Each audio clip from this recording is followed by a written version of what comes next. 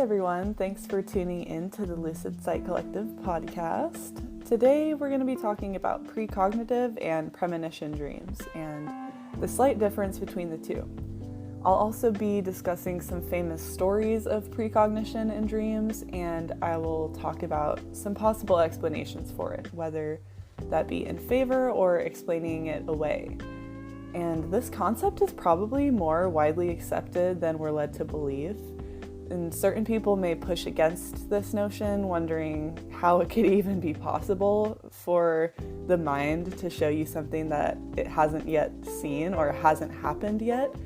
But let's also not forget that the CIA literally works with psychics and successfully trains ordinary people to remote view and visualize an unknown area when just given its coordinates. Not to put any faith in the government, but I think it's an important note to throw in there for the skeptics.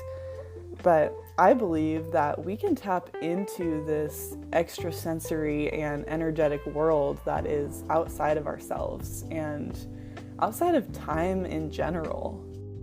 I believe that when we sleep, we actually have a greater access to this realm and almost a greater chance of tapping into this knowledge because we don't really have that clouded judgment of the ego or the running thoughts from the conscious mind. So we're almost more opened up to the spiritual realm to peer into the Akashic records that contain everything that ever happened and everything that ever will happen. And by looking into the possibility that our brains even have the capability to visualize and show us frame by frame something that hasn't yet happened, it shows us that there is something more to this life that's hidden and outside of the realm of studies that we can do with the technology we have today.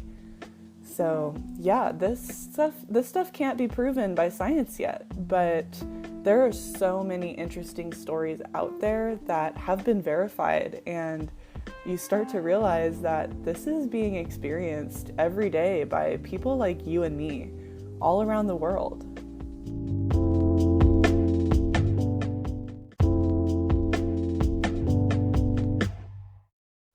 Alright, so first we're going to start by discussing the difference between premonition and precognition because they're kind of morphed into each other and used in place of each other, but they're quite different.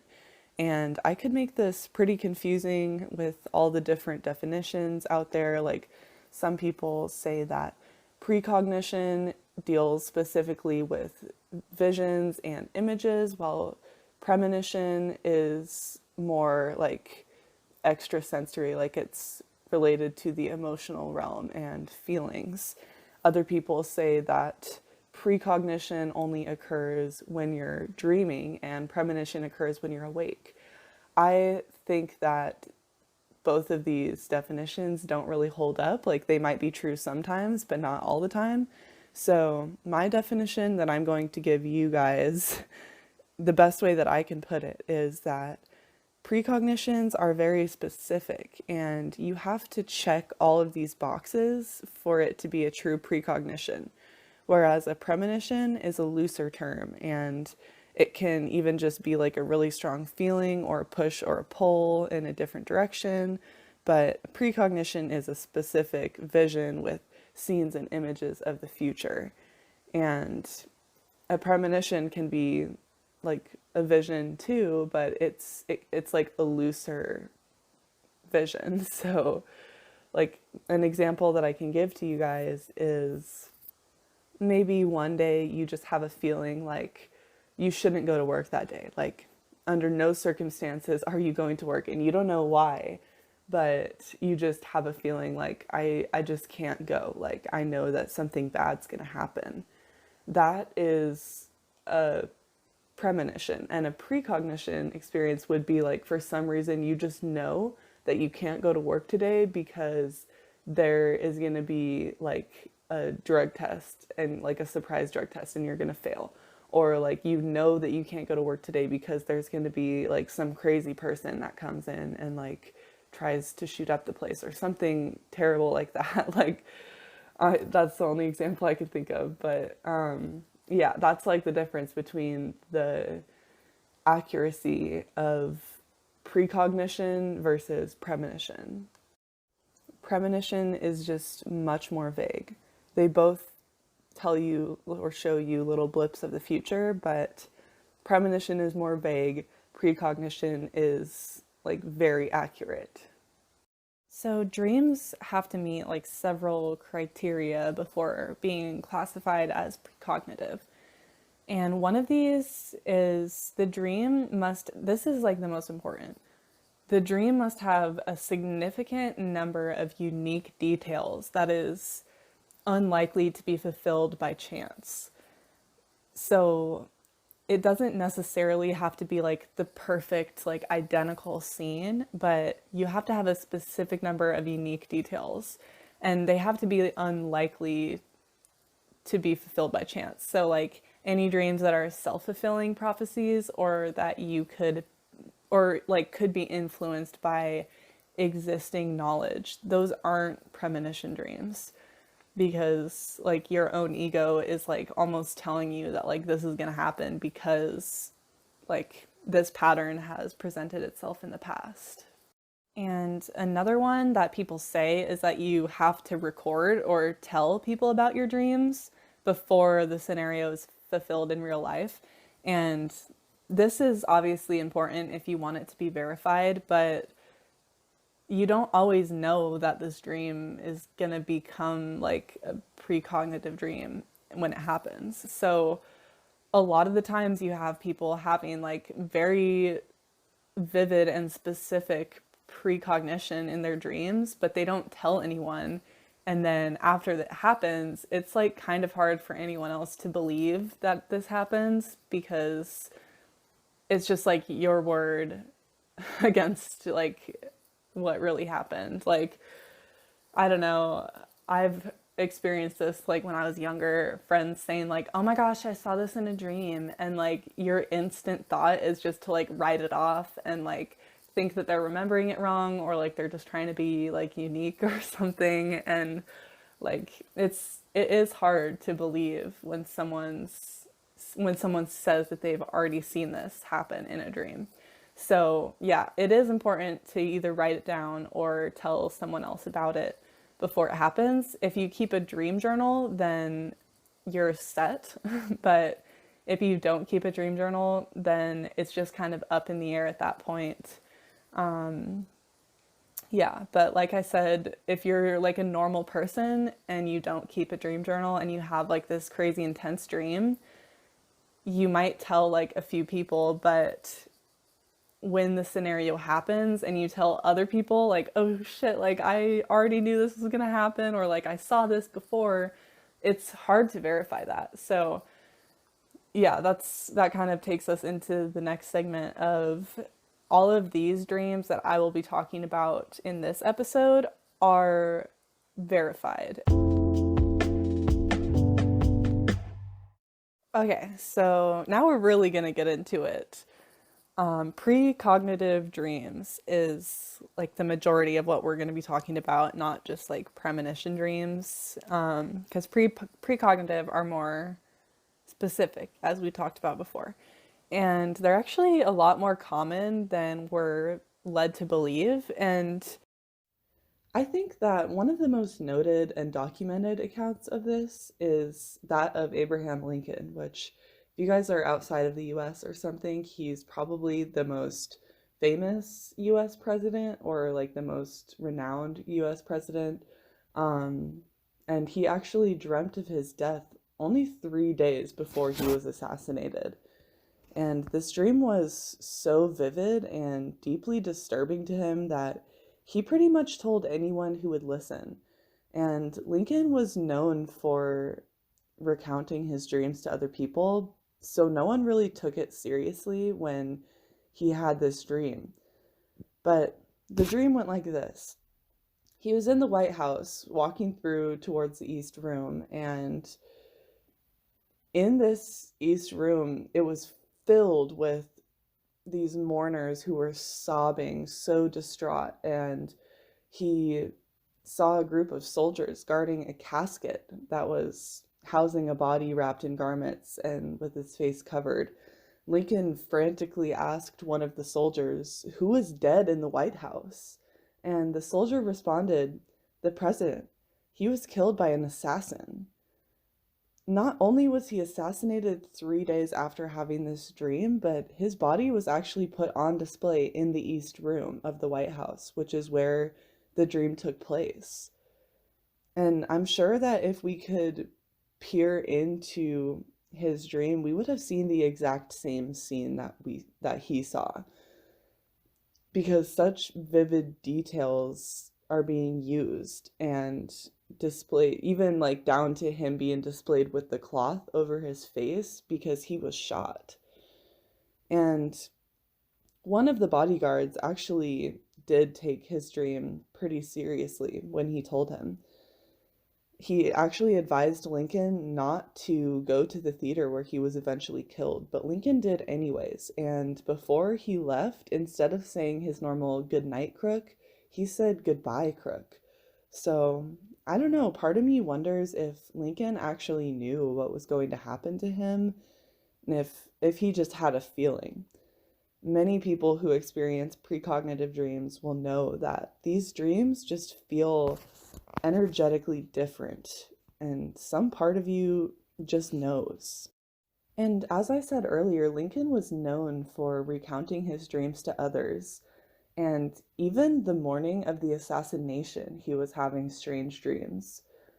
Multiple cabinet members said that the morning of his death, Lincoln told them about a dream that he had all the time. This was a reoccurring dream for him, and he would have it before important events would occur, such as like war or like anything important in his life. He would have this dream before it would happen. And in this dream, he is in a boat sailing across an unknown body of water at a great speed. And since this dream was so reoccurring for Lincoln before like important events would occur, that's also another reason why I feel like Lincoln just knew that he was going to die. And this whole concept of dreaming of your death before it actually plays out is actually not really an uncommon thing. So many other people have predicted their own death through dreams that they've had. An example of this is the lead bassist of the band Weezer. He suffered from a multitude of mental health issues, and he ended up having to leave the band. But on September 26, 2011, he tweeted something pretty bizarre. He says, "Dreamt I died in Chicago next weekend. Heart attack in my sleep. Need to write my will today." And this dream is actually proven to be true word for word. He was found dead in a hotel room in Chicago, and the police believed that this was a case of overdose and that drugs were involved. But the post-mortem report completely washed this theory away. There was no drugs involved, and he did die from a heart attack in his sleep.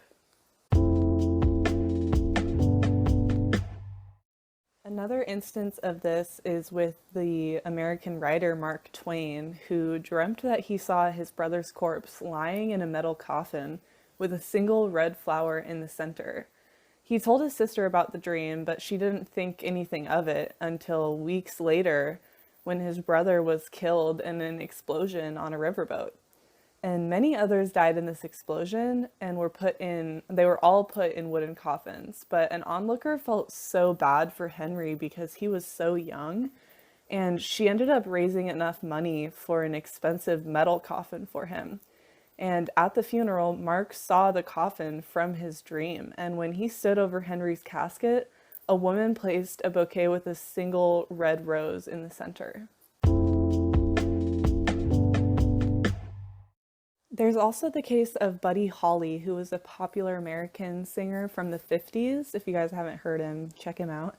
But Buddy was sleeping next to his wife Maria in February of 1959, and they were both having simultaneously like really intense nightmares. And their dreams weren't exactly the same, but they each involved a farm, an airplane, panic, and fire. And Buddy eventually leaving Maria. And Buddy was so upset by this dream that he started crying in his bed. And weeks later, he decided to do a winter tour in the West to try and save some money for his growing family in case he did eventually leave. And this was due to the guilt that he felt from leaving Maria in the dream.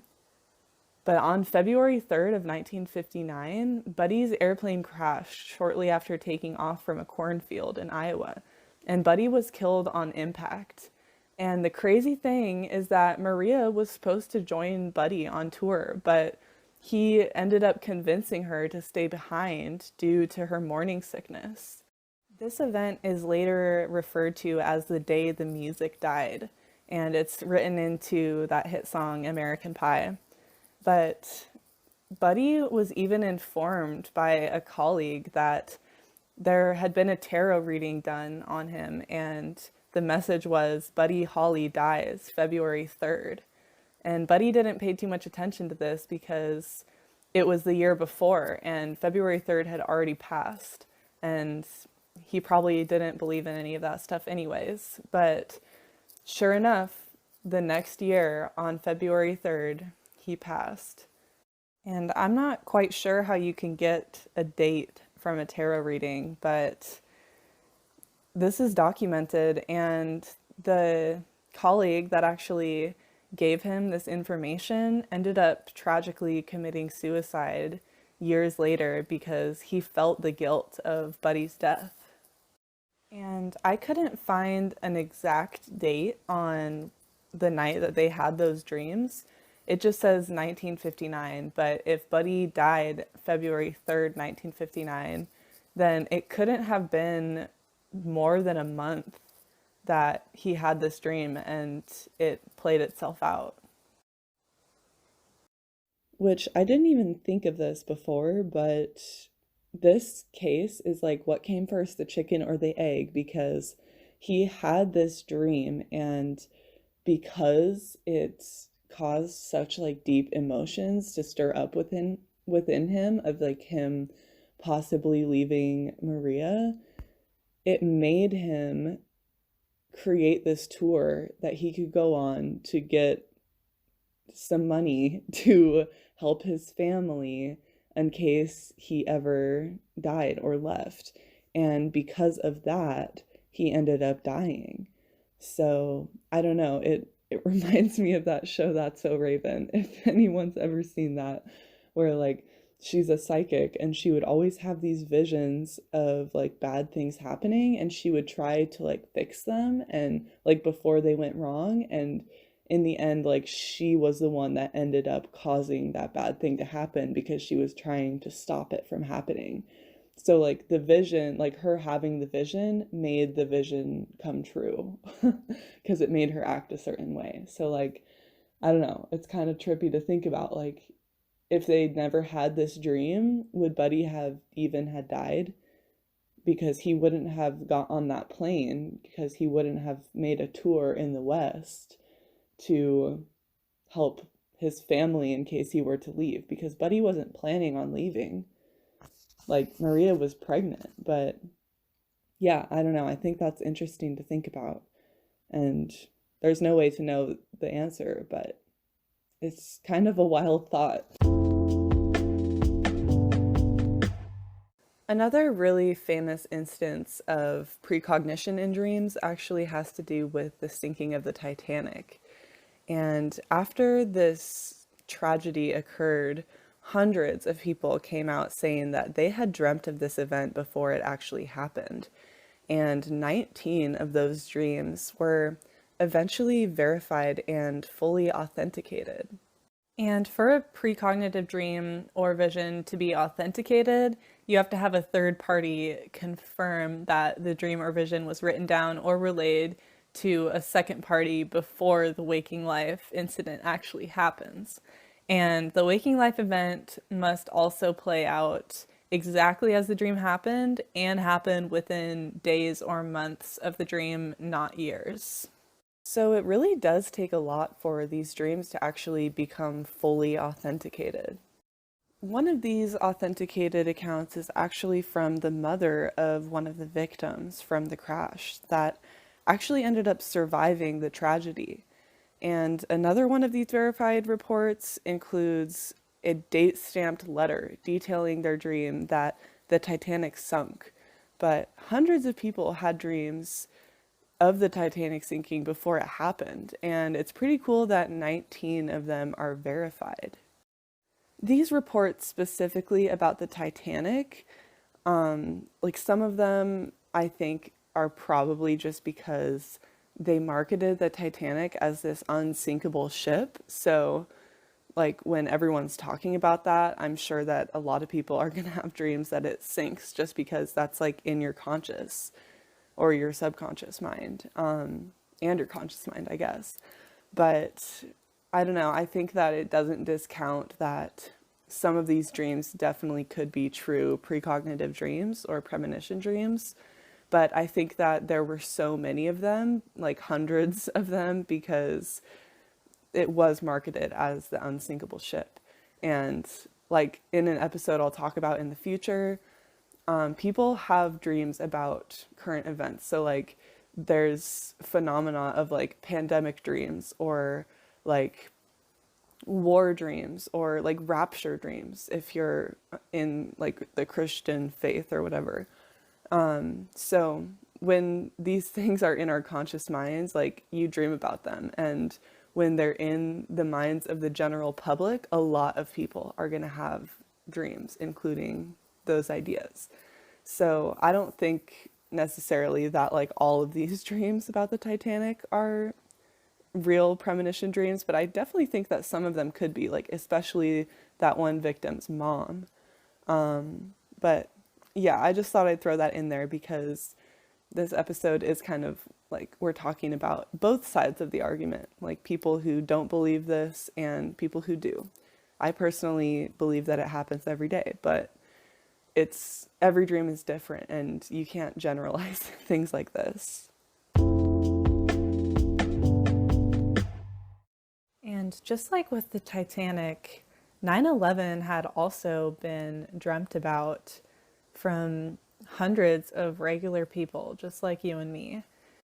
One of the most notable accounts of this is from Chris Robinson, who is known as the Dream Detective, and he has predicted at least 4 other major terrorist attacks. And yeah, he also predicted the Twin Tower attacks.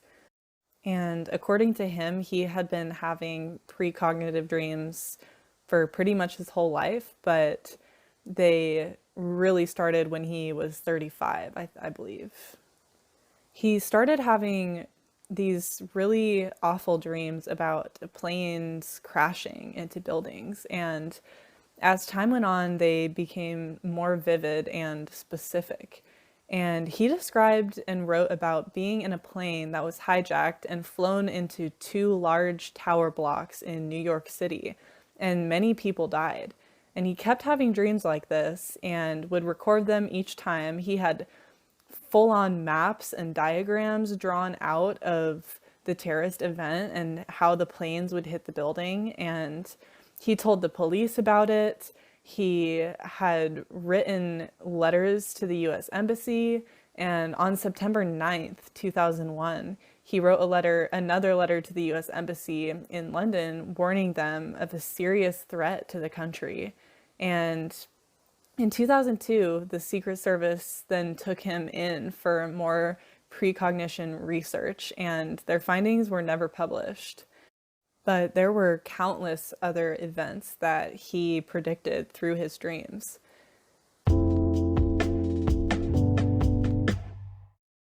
On the other side of this, it's not always negative precognition or premonitions that people are having in their dreams. There are also like really positive and life-changing precognitions that have been documented and authenticated. And I'm finding like a ton of stories about people winning the lottery from a dream that they'd had. A couple of instances of this is Mary Sanderson, sorry, in the U.S. had a dream that she won the lottery, and she actually saw the lottery numbers and she wrote them down. And that day, she bought a Powerball with those same numbers on it. And to her surprise, she won $66 million. Also, a waiter in a Turkish restaurant in the UK had a dream that he won the lottery, and it was so convincing to him that he told his boss and asked him to buy the ticket for them. And they ended up winning $1.7 million. But his boss tried to keep all of this money to himself. So the man actually took his boss to court, claiming that if it weren't for his dream, then they would have never won the lottery. The judge ended up ruling in his favor after confirming through security tapes that they picked out the numbers of the lottery ticket together, and they ended up sharing the winnings. Another case that I think is potentially positive, and may not look exactly like this on the outside, but I'll explain why I think that this was a really positive and quite possibly life-changing precognitive dream. And this involves Joan of Arc, but specifically her dad, who was having the precognitive dreams. And Joan herself was known for having intense visions throughout her life that eventually gave her the specific mission to rid France of its English enemies and then restore the crown to Prince Charles at the time. And these visions were so intense and so real to her that she knew that she had to do this. And she knew that she was the only one who could do this. And at the time, before she left home and begun her whole hero's journey, her dad was having precognitive dreams about her future. And he dreamt specifically that his daughter would accompany many soldiers following an army, as a, quote, honorable maiden should definitely not do at the time. And his words when he spoke to his sons about his dreams were, in truth, if I thought this thing would happen, which I have dreamt about my daughter, I should want you to drown her. And if you would not, then I would drown her myself. So this is probably the reason why she just straight up left her home and never went back, and had to lie about her whole reason for leaving in the first place. I'm sure one of her brothers mentioned on the side, hey dude, just so you know, dad's gonna drown you if you go join the army or go fight somewhere. And that dream honestly probably saved her life and changed the course of human history. I don't know, we'll never know. But seriously, if dreams have the potential to change the course of human history, that's a crazy thought to have and entertain for a little bit, even if it may not be fully true or it may not be super common. Just the fact that it's possible is wild, guys. Even if all of these stories are just coincidence, the fact that they happen, that it actually happened is so crazy. Yeah, you can have all your theories, but just appreciate these stories for what they are, because they're documented and verified. Also, I just want to throw in here that these dreams are, for the most part, pretty verified and well-documented accounts that have happened throughout history. And I think it's interesting to touch on the fact that most of these instances that have been fully verified, the reason that they have been fully verified is because you're dealing with famous people or historical events that are very well known, and these instances kind of get blown up and talked about everywhere.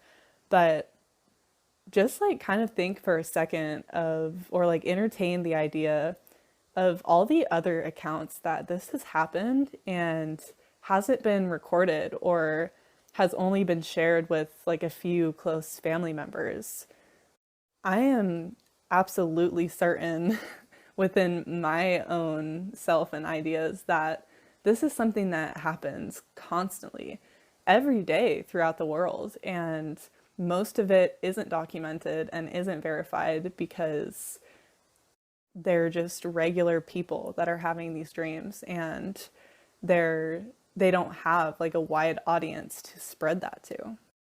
According to this study, I'm not quite sure how accurate statistics are anymore these days, but this specific study says that 17.8% to around 38% of people have experienced at least one precognitive or premonition dream in their lives.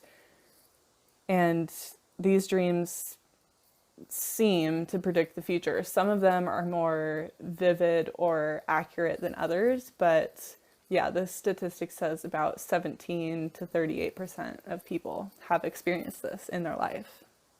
But for the most part, precognitive dreams don't have to be about anything crazy. Like, they can be about mundane things and still be precognitive. And it's important not to brush off some of these situations as like, oh, well, yeah, like I dreamt of the future, but it didn't help me with anything, or like it didn't show me anything like bad that was gonna happen that I could have stopped or something. Like, if you had a dream and that came true, like you should celebrate that and try to cultivate and develop that skill within yourself, because this is something that can be developed, but it's most likely not going to grow if you don't acknowledge it within yourself.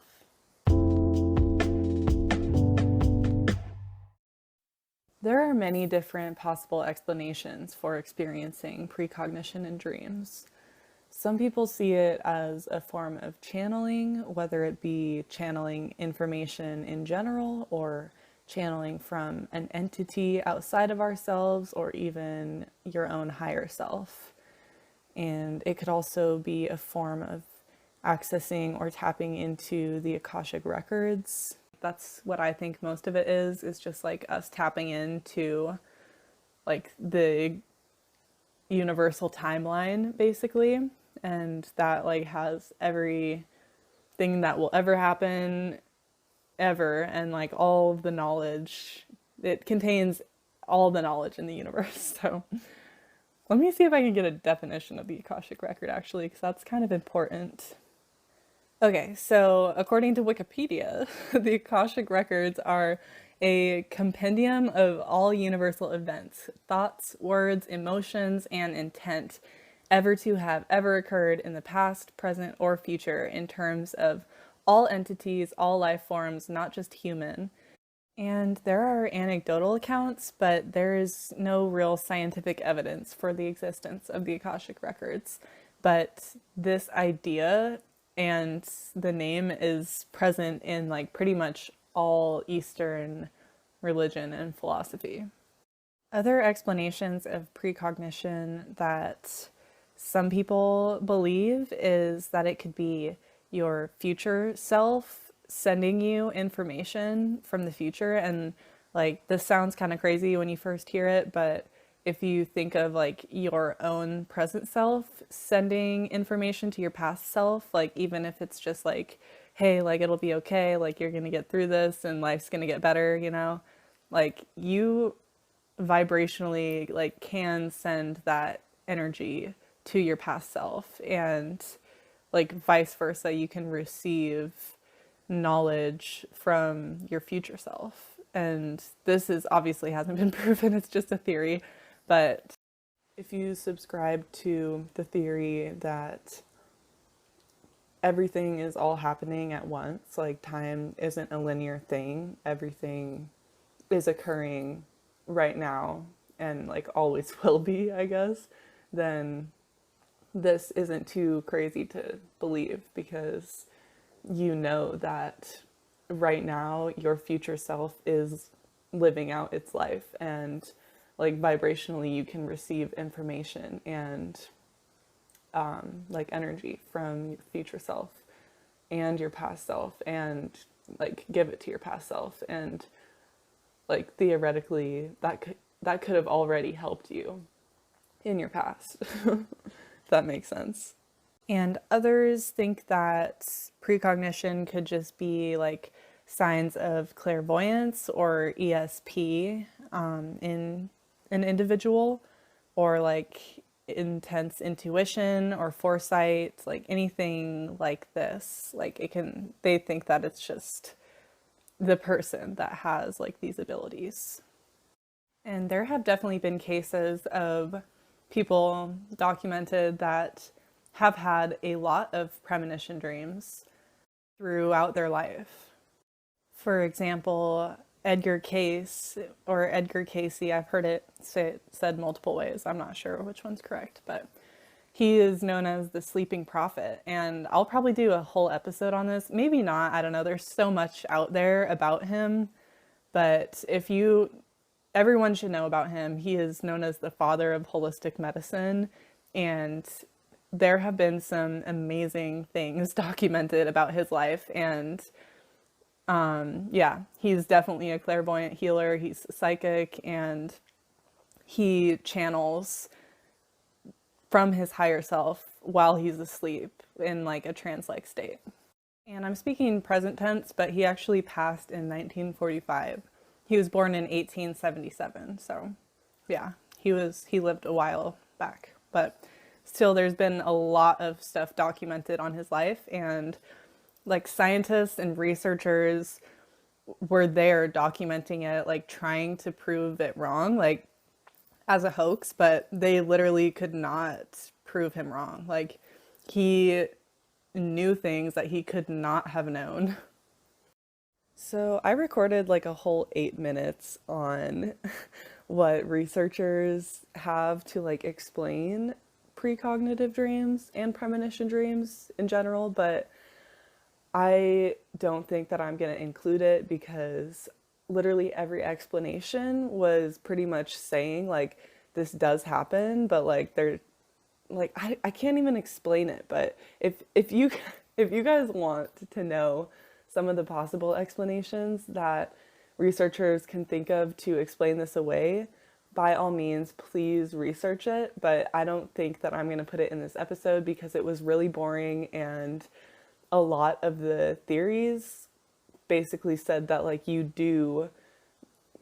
can to see the future in your dreams, but like you only remember the ones that actually come true, and like it's confirmation bias, and like I don't know, like it's hard to explain, but just research it if you're interested. I don't think that it's necessary in this episode. I was gonna try to do like a devil's advocate thing, but it didn't work out. Like it was just me rambling about like how ridiculous all of them were. So I don't know. Yeah, I'm just gonna like shorten that entire segment because out of all of the explanations that I looked up like and read about, I only found one that actually made sense. The only other real valid explanation that I can find to explain precognition in dreams is that it's just a numbers game. So they're saying basically that inevitably someone is bound to dream of the future, but there's nothing spiritual or paranormal about it because it's just a game of chance. With however many billion people in this world right now, and every one of them are having around 3 to 6 dreams per night, someone is bound to happen to dream of the future. Which, I mean, yeah, that's valid. That's a valid point. But also, I think that if you've experienced true precognition in your dreams, you feel like there is like absolutely no possible way that that dream could come from your subconscious mind, because it's not something that's predictable. It's visually perfect too. It's almost like a download from the future. And these aren't dreams that you forget or don't really remember until it happens. They're dreams that specifically stick out to you in your mind in the moment. At least this is in my experience of it. But it seems like it's always a dream that you note specifically in your mind. And then later on, when it starts to happen, you know exactly what's coming and you just sit and watch in disbelief as it plays out. It's definitely different than deja vu. Like, this is a completely different experience. But when this happens, it's kind of hard to deny this reality of precognition in dreams. But I will say that it is a valid point that they say that the numbers game. And I mean, I'm sure that like a huge portion of dreams that are believed to be precognitive or like premonition dreams, they aren't actually truly precognitive. But I think that doesn't take away from the fact that this does happen. And like the scenarios that are real and like validated, I think that's just like crazy to me in general. And like, you can't discount that. But I don't know, you guys can make up your own minds on this because it's not proven. So yeah, like I say with everything, go into your heart and see what feels right.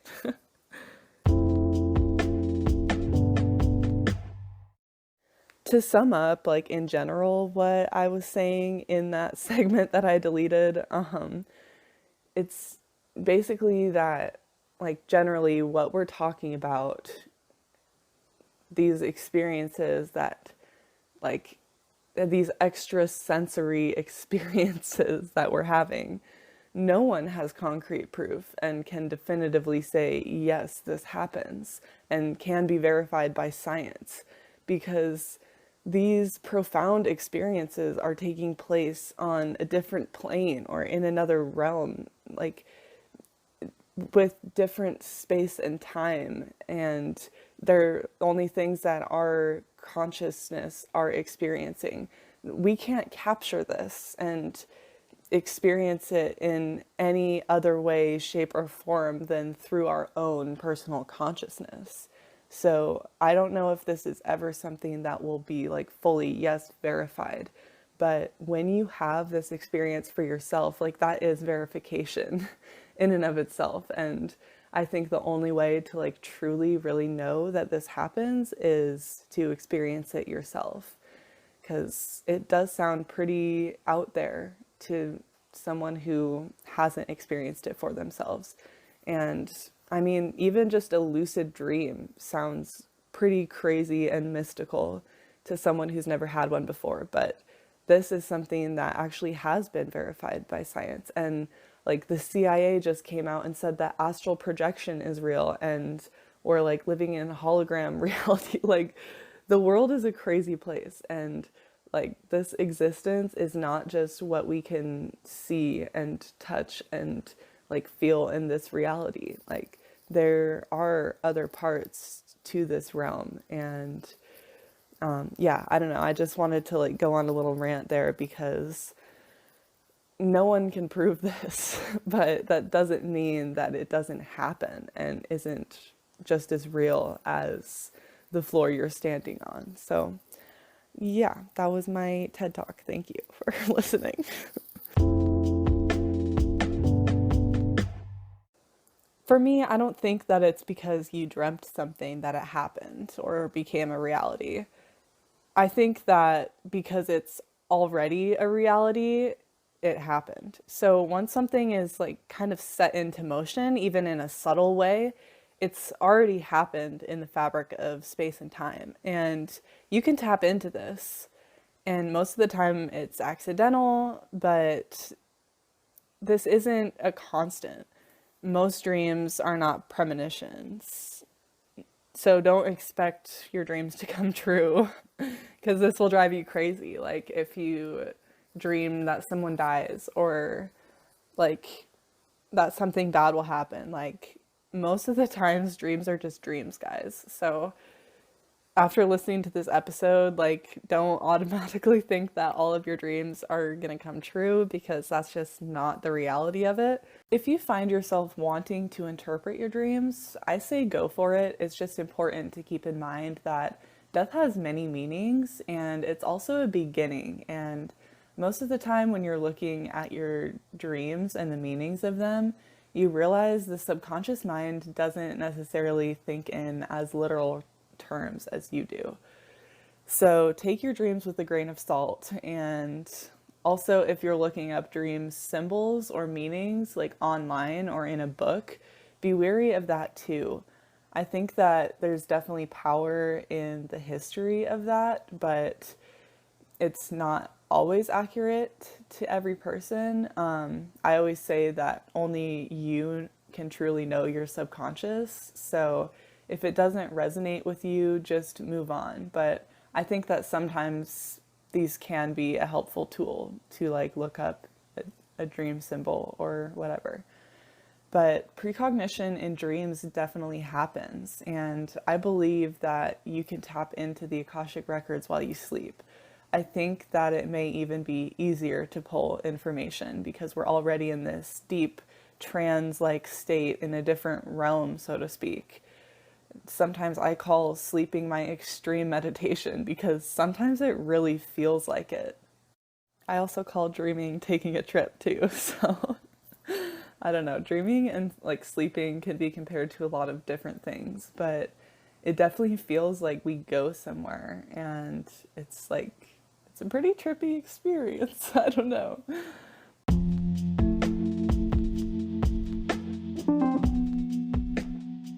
So yeah, guys, I think I'm gonna end it here, even though there are so many other stories I could include. But yeah, like I said, it's been long enough. So if you guys are interested in this topic, I really highly recommend you do research for yourself, because there's a lot of information out there, especially when you start to find the like non-famous stories from regular people like you and me on places like Reddit and stuff. That's when it really starts to get interesting, because you can see how common it truly is. And originally I was gonna add some of my personal precognitive dream stories in this episode, but it took me a long time to record this. I don't know why, but I started recording this like 3 months ago, and then I just stopped, and like I had to re-record it twice, so I don't know what the problem is.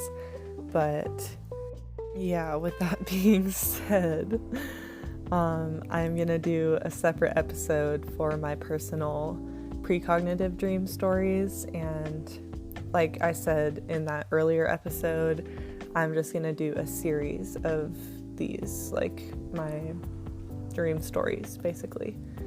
I'm also separating these into like their own separate episodes, because I feel like there's a big portion of people who don't really give a shit about my dreams in general, and my precognitive stories are a lot less outstanding than others or the ones that we've talked about today. Like, I've never won the lottery from my dreams or predicted someone's death in foresight. So, sorry about that, but I do have a couple of really interesting stories, one of which saved me from something pretty awful happening. So if you guys are interested, definitely listen to the episodes, because I have some pretty interesting dreams, but there are also people who just hate listening to other people's dreams, and I get it. So yeah, separate episodes. But yeah, I hope you guys enjoyed today's episode, and I'd love to hear what you guys think about the stories that we talked about. Yeah, I'd love to hear your feedback, or hear if any of you guys have had precognitive dreams, or premonition dreams. I would really love to hear it. Please share your dreams with me. I don't have to share them on the podcast, or I can, anonymously or non-anonymous, so just let me know. But yeah, thanks for listening. I'll talk to you guys later.